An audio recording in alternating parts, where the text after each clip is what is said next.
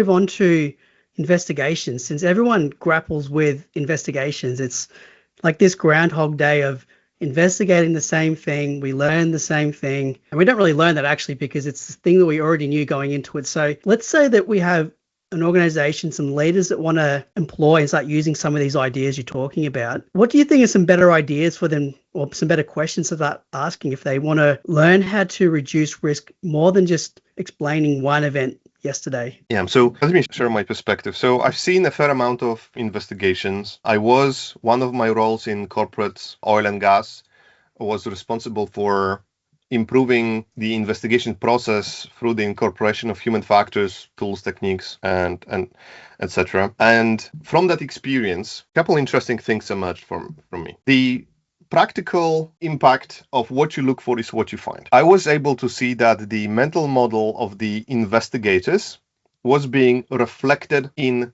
the findings. So if investigators believe that the main reason for failure is non-compliance or complacency, we are very likely to see that in the findings and investigation reports. What is also interesting is that investigations, as I see it, are not objective discovery of reality, but they are subjective negotiations between the team members that are also influenced by power plays in the organization, negotiations on how to frame the narrative given the information available. And the information available is driven by the tools, techniques, and the type of questions that they use, which are then based on mental models that they use. And we even see that wonderful examples in Decker's work, where he even compares the results of two airline crash accident investigation results. So with that, if we think about improving, it's not as simple as, I'll just use different questions, because we did try that actually. We did do a test where we gave a tool to a person who was not trained, and they went to a job, reviewed the job, and then came back. It was initially very energized and positive, and came back and said, that was a waste of time. There is nothing new. I found more of the same, people getting complacent, etc. And then we gave the same tool to the person with a different mental model who went through the training. They went to review the same job, and they came back say, that was really interesting. I found many things that I did not know about. So the same tool, the same job, very different outcomes. The variable, what was different was the mental model of the person. So if we want to help with investigations, we need to help investigators to update their mental model of how failure happens by incorporating both psychology and social and organizational and how that works, plus tools and techniques that allow both for better articulation of what's behind behavior and articulation of how system works as well, because organizational systems and adaptive systems work somewhat differently as from mechanical systems. And so there is one element. And so when we support transforming investigations, we combine mindset, skill set, and tool set. So mindset is updating our understanding of accident causation. Then skill set is the questioning techniques, because with the questioning techniques, it's like with swimming or driving. You can read a textbook about it, you can pass the theory test, and you still would not be able to swim if you haven't practiced, right? So the same here, you can know the theory of good questions, but then in practice it may not work. So we need to develop that, and there are tools. Tools are structures which offer focus on different things and therefore serve as lenses that can help to go through the situation in a systematic manner. So yeah, so sure, you could ask questions, from tell me about it to task-based breakdowns to cognitive interviewing to funneling to many others. But technique itself is not a silver bullet here. It's that combination. And then we have the skill set mindset, but then the also problem of integration with the ecosystem surrounding investigation. So what we saw many times, for example, you've got very rich findings, but then the reporting template that goes to senior leaders forces you to say, was it equipment failure or human failure? And that's it, right? Or the software was had very limited. And so all that richness is lost when it goes into the database or slides. And so there is a broader ecosystem that needs to be aligned so that all works together. All right. And something that is pretty prominent in industry, particularly in the new view, the HOP safety too, are these calls to minimize and I guess not downplay, to minimize blame. So they'll talk about don't blame or blame fixes nothing, these sort of catch-all claims. And some people have criticized these claims around the perspective of, does not blaming people mean we don't hold people accountable? So what I'm wondering from your perspective, if we are holding people accountable, what does that look like in practice? And how do you hold people to account in a way that, I guess, increases their ownership rather than being defensive or silent? That's an excellent question, a huge question, a difficult one. So let me try to unpack it. In the industry, I have seen and lived through a phase where blame was dominant and trying to improve situation by punitive actions. I've seen the movement of just culture based on James Reason's work, right, and trying to apply that tree. I've seen how that backfired and was just used as another reason for, no pun intended, another reason for firing people. But I also have seen situations where companies went into the complete opposite, saying there is no consequence of any type, like there is no blame completely. So something bad happened, we just move on, we don't talk about it. I also see how the criminal law is struggling with this in many countries, because we see evidence from many countries where punitive approach in criminal setting, right, so crimes in society, do not improve things, do not lead to reduced reoffending. And so there is something there.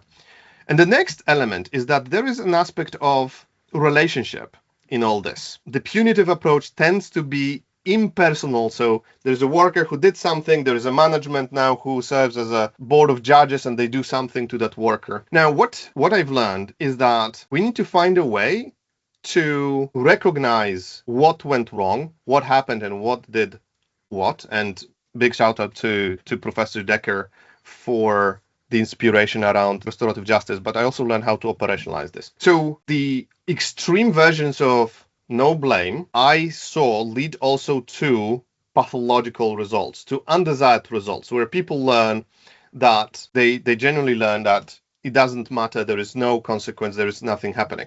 So the challenge of holding people to account is not like zero blame, but is to find a way to recognize and acknowledge what happened, to recognize the contributions of different people in the picture, but find a way to move forward in a way that is then helping to restore the damages and tears in the relationship. So what that looks in practice is the restorative justice and how that works out through the practical application of restorative circles and restorative dialogues is that there is a structured dialogue where we sit together when we go through a series of questions where every person, so imagine there is a worker who suffered, there is another worker who did something, there is a supervisor, there is a manager, and they sit down together and they go through a series of questions, and each can only talk about themselves, about their own personal experience in the context of the situation. So they would say, what happened? Who was affected and how? What was the most difficult thing for me? What needs to happen to improve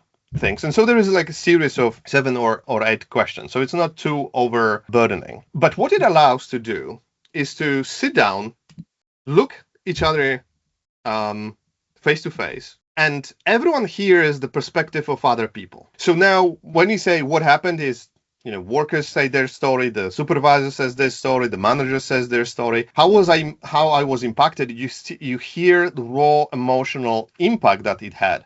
I was in pain. I was worried. I could not sleep, right? And then you've got what needs to happen to recover. You've got acknowledgement of my role and then leading to constructive action. And so this is this emotional component of that dynamic in the context of the relationship that heals the rift and then allows to move forward. So when we do it in practice, you see at the beginning hesitation, maybe withdrawal, maybe stress, and then people go through this emotionally, and then you've got a relief, and then you've got reconnection, and you've got laughter, and you've got now actions. And so from the behavioral, psychological perspective, you've got this emotional component that is responsible for the transformation, where people feel acknowledged, heard, taken seriously, cared for. And that also leads to, one is relief at the emotion level, but also that leads to reciprocity from the framework of organizational citizenship. And then you've got high level of engagement, right? So this is a way that constructively combines those different elements. We do acknowledge, we don't hide it under the carpet. We do acknowledge, we face it, but we also involve other people. So it's never only the worker who did something wrong. We've got a group of people who were affected somehow or contributed in different way, directly or indirectly, to the situation, right? And therefore it needs to be a circle. And so we see that in practice, but also the data shows that this approach is significantly more effective than punitive approaches. Also in criminal setting, like 7-1. In the police setting in the UK, the research shows that the return on investment is 7-1 as compared to punitive. So it's significantly effective. And so this is I see the way that is really transformational for leaders and then the culture overall. Excellent. Thanks for that. I think that was probably the most in-depth response around restorative culture that I've had so far in the interviews. So that was really good. I actually don't have anything else. So I'm wondering, is there anything else you'd like to just throw out there to the audience you think is really critical around learning from everyday work, around building relationships, trust? Thank you. So I would finish by saying there is a place for tools.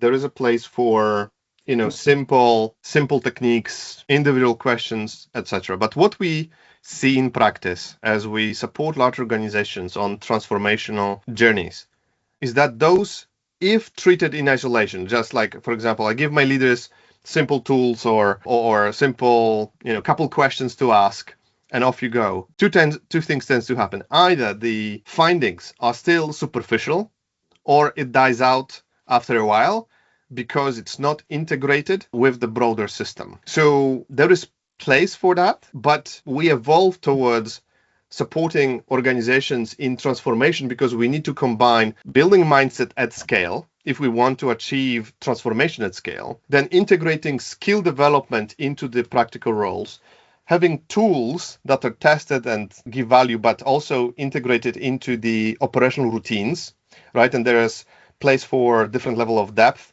of the discovery, but also broader ecosystems I mentioned earlier, right? Because if you've got the mismatch between a skill and, for example, template or a database, then that will be acting against. So this is putting it all together, looking into constraints, looking into variability, looking into adaptations, looking into restorative justice.